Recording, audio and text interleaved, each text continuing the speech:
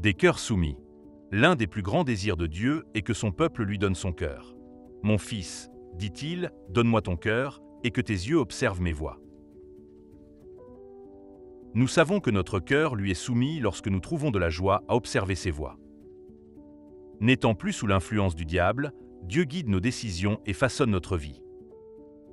L'apôtre Paul l'a magnifiquement exprimé. « J'ai été crucifié avec Christ.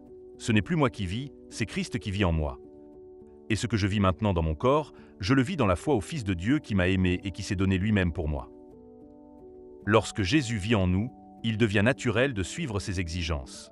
Mais lorsque notre cœur ne lui est pas entièrement soumis, l'aimer complètement, ou être un donateur joyeux, peut sembler difficile.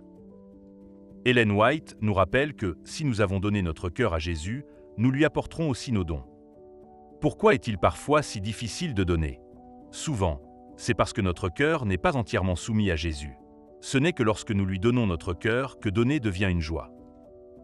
Aujourd'hui, prions pour donner pleinement notre cœur à Jésus en lui permettant de demeurer en nous.